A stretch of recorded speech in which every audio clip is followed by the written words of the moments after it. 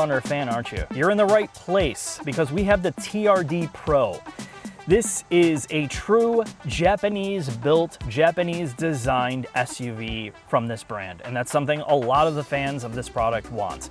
This is a vehicle that takes the classic Toyota exterior styling and blends the usability of their older products together into one. Interior and exterior, this is one of the most cohesive products that they've made outside of the Lexus LC500 and the Lexus GX. It just looks tremendous. It's undeniably Toyota from the outside. It's truckish without looking too try-hard, and the mechanical capability, which Jack will talk about in the shop, is second to none without overcomplicating this thing. So let's talk briefly about price. You want a 4Runner, it's gonna tear you apart for about $43,000. When you fully spec this out to the TRD Pro trim level, it's about $67,000, and if you add the compressor in the rear and some of the other stuff like this has, it's $73,000, and that is a big ask for something like this. You might as well go to a GX. Let's talk about the pros and the cons of the interior space. Again, like I said, the interior is amazing because it looks good, it feels good, and they spent the money in development on all the physical controls where it doesn't feel chintzy or an afterthought.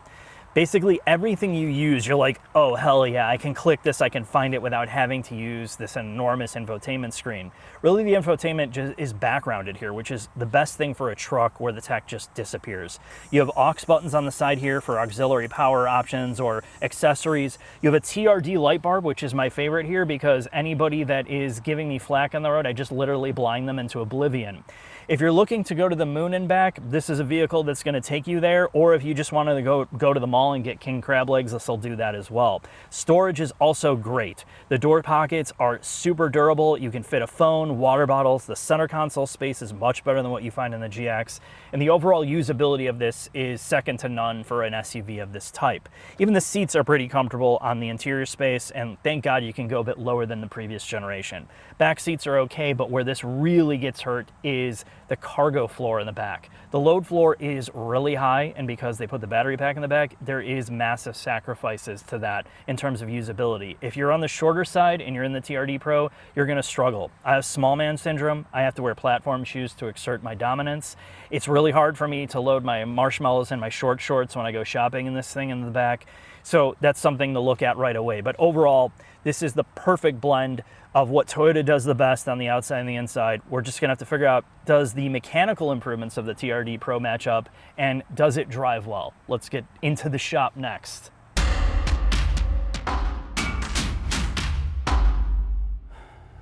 Finally, a Toyota product. Told Jack, hey, we got the TRD on the lift today, beer at noon. Dude shows up at 6 p.m. because his Chevy microchip, this isn't your speed, is it? No, it's not. And honestly, between Jim Farley and Mary Barra, I have no interest in Japanese four cylinders, Mark. But this is from the Tahara plant, Jack. It's pure Japanese. For a vehicle that isn't sold in Japan, or at least I don't think it is. I can imagine the craftsman like picking up this TRD plate and these huge chucks, like, oh, these Americans, they ruin everything. But they fixed it by putting a four-cylinder in. So. Perfect. All right, so this is the current generation 4Runner, as Mark talked about already. It's somewhat controversial because of the four-cylinder. Let's not talk about that. Let's talk about what they did technically. Let's talk about the good stuff. There are 9 different trim levels, which makes this incredibly complicated to build because all of them have different features and mechanical changes. There are a option for a passive twin-tube damper, a sport variant of that with sportier suspension tuning. You can get a Bilstein passive shock. Old Yeller. You can get old man emus on the Trail Hunter, and you can get these Fox shocks with adjusters on the bottom of them where they are. Yeah, they're up on the shock body. Up on the shock body. And the bottom half, you can just reach under the car. Now, here's the thing. I like them probably because in durability cycles, they're going to be easy to adjust and all that, but here's the counterpoint of it. When you look at the location of them, they can easily put solenoids on them to adjust the 3, because it's just 3 adjustments. You could put a solenoid where you could electronically control it. And this I want to lay on the tarmac when it's 150 At $70,000, I want to lay on the tarmac. But okay, so there's counterintuitive stuff about the way this is built. Forged control arms in some cases. Forged tow points as well. So I can pull you out of a ditch in your Equinox My off-roader? Equinox RS would be an impressive vehicle. No, I believe it's called the Active now. Oh, sorry. The Active with a V. Yeah, just like the Ford Escape. This truck can be bought as a rear-wheel drive only. It can be part-time four-wheel drive. It can have a locker for a center differential, have a 2-speed transfer case. You can get an electronic rear differential, like in the case of some of the more capable off-road variants of the 4Runner. What if I need more articulation in the front? You have a disconnecting sway bar as well. Oh my God. I know, it's incredible. Just imagine the speed bumps we're gonna be able to take with this. And these skid plates will protect you in all the parking lots when you drive over the center medians. And the fuel tank is armored. There's a bunch of armor in the back. Very clearly, this is a very, very capable truck, and they have their latest electronic software like MTS or Multi-Terrain Select, and they have their off-road cruise control. They are doing everything they can to make this very, very technically proficient. And this is the old school part of the truck that makes it so great, right? If you like the old 4Runner, mechanically from a suspension perspective, all of that is largely, obviously not platform-wise, but that philosophy is carried over with slightly more impressive electromechanical systems and software to make it even more capable. And the frame is far better more than the rigid. Yeah. There are some packaging compromises in the rear that both limit the fuel tank and the actual storage, and that's because of the drivetrain. So you get an 8-speed automatic, regardless of trim level, which is a good thing. Which is way better than the previous generation. Way better. Speed-wise. It actually shifts. Yeah, it shifts today. Regularly, today versus by like calendar year. But you are saddled, more or less, with a 4-cylinder in either of the drivetrain cases. The iForce, which is the cheapest trim level and the least powerful, makes like in 270s for horsepower, though 300 foot-pounds of torque. It's a 4-cylinder with a turbocharger. This is what's replacing the V6 or the old NA V6 across most of Toyota. The highest trim levels come with the iForce Max, which is the hybrid drivetrain. And the hybrid isn't necessarily for fuel economy, it's for more power. There's an electric motor that lives in the gearbox, or essentially between the gearbox and the motor. What's great about it is you have all that power and torque instantaneously from that electric motor, but it's still a 4-cylinder. How does it sound? You're about to find out when we drive this thing. Oh, I can't but it wait. makes mid 300s and in the 400s for torque. So it is more powerful in both cases, and you have more torque earlier in both cases than the old V6. Can I put fake engine noise through the JBL removable speaker? I hope so. And just hold it by my ear so I can hear, I can pretend. I want them to be able to change the software so I can just have LFA.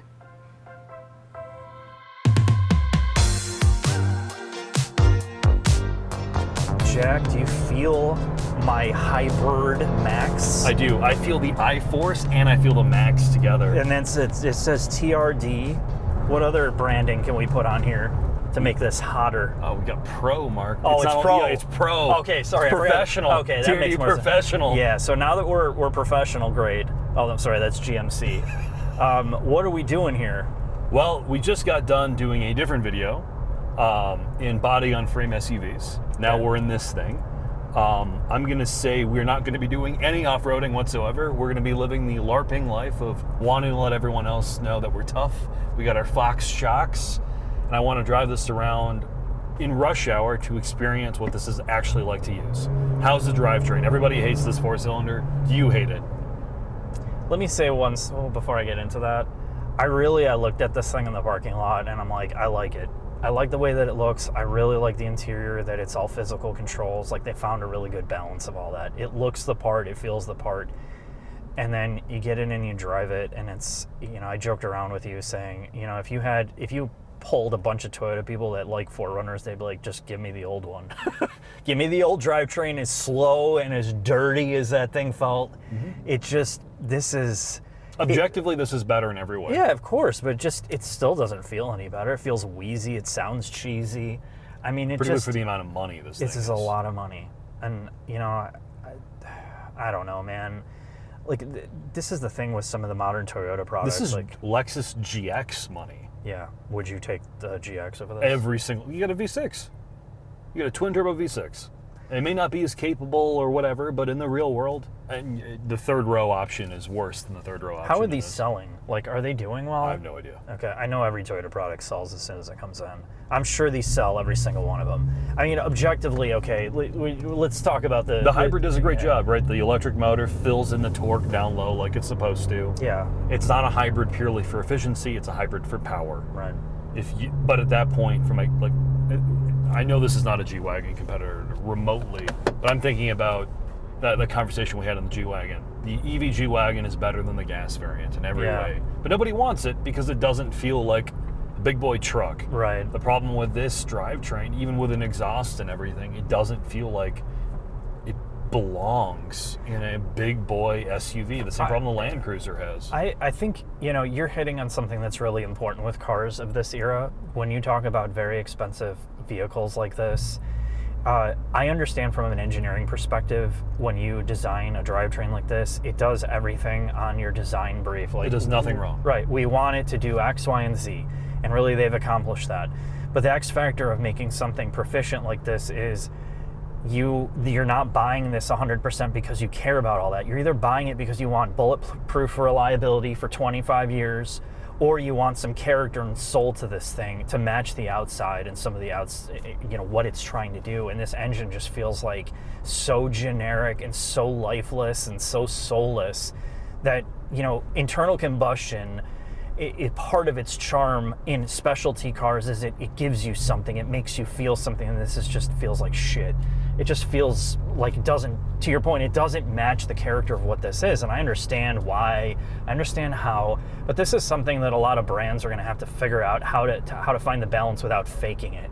Like a 4-cylinder just doesn't work in here for this price for me. No, it as a vehicle, as a package, it's worse because the hybrid, because Toyota for some reason packages the battery in the load floor area of the trunk. So from my understanding, one of the reasons why this gas tank is so small and the range on this thing is diabolically bad. It is in a big 4-door road trip, off-road, overlanding SUV. The fact that you get less than 300 miles to a tank is abysmal. Yeah. It's something I bring up in the GX, is abysmal, and some of that's due to the packaging of the rear end of the vehicle where the gas tank is. Right. So it's worse for in that regards. Your performance is better than the V6, but you only get marginally better fuel economy. So at this point, it has more torque. It has more power. Yeah, okay, it should all have the that 6. Stuff. Yeah. But then, you have the product planning problem of they want to keep the 6 for the Lexus products and everything along those lines. It hurts this so much. Driving-wise, inputs are okay. Gearbox doesn't gear hunt. Yeah. Everything's calibrated pretty well. It rides okay, though I love the idea that in a family off-road enthusiast SUV, you have to get out of it to adjust the shocks. I mean, I guess when you get to this trim level, the esoteric nature of like what you're getting here, This is the charm. Yeah, it's part of the byproduct. I don't have such a problem with that because I think it does do a good job on the street. It really does. It handles. It rides pretty well. Mm-hmm. It's not as like slow and as ponderous as the old 4Runner, where you really felt like you were driving a 2-generation, 3-generation old truck. It was just a putter. The old 4Runner objectively drove poorly. Yes. Objectively. The gearbox was incredibly archaic. The V6 didn't make any power and it had torque. You had to actually hunt for the torque. Right. But that's the thing, right? People are willing to trade off a lot of that, like the fact that it wasn't great in terms of drivability, for the fact that those things will be on the road forever. Longer than you and I will be alive. And it's going to hold its value forever. Yeah. I really like the overall everything about this truck. And we're talking about the top, like, Pro trim level. Like, this is it, right? This is the peak level one, and I do think throwing the V6 in here would definitely fix a lot of the drivetrain stuff. It's not the ideal setup, but it would help getting rid of this like kind of cheesy feel to it. No, this is an emotional purchase. Yeah, 100%. I would argue maybe an SR5 4Runner is not an emotional purchase. You need a truck thing. Right. But if you're spending over 70 grand on your apocalypse mobile, look, you're buying it because you want it, not because you need it. And the want part doesn't want a hybrid 4-pumper. We're just asking for some soul or character. Yeah, just give me a regular engine. Yeah, for sure. Goodbye, sir. Oh, goodbye to you. So it's very obvious that we have some strong opinions about the way this thing drives with the 4-cylinder. But what I can say about it is, when you just turn your brain off to that and you explore what the 4Runner brings to the table, despite its deficiencies, is, again, it's a classic Toyota product. Underneath, chassis-wise, suspension tuning, interior usability, the looks of it, I mean, it's like 80% there. I think, when you get to these very specialized products, it's not any longer about just the interior and the lifestyle part of it. The drivetrain is a huge, huge thing. And you see this with hybrids and EVs, at least in the United States. One of the main reasons people don't like electrification is it loses its soul. And that's fine maybe for a commodity vehicle, but for this, the 4-cylinder it just feels wheezy. It never gives you any like excitement. It doesn't feel special, and it just doesn't match the character of something as great as what this is.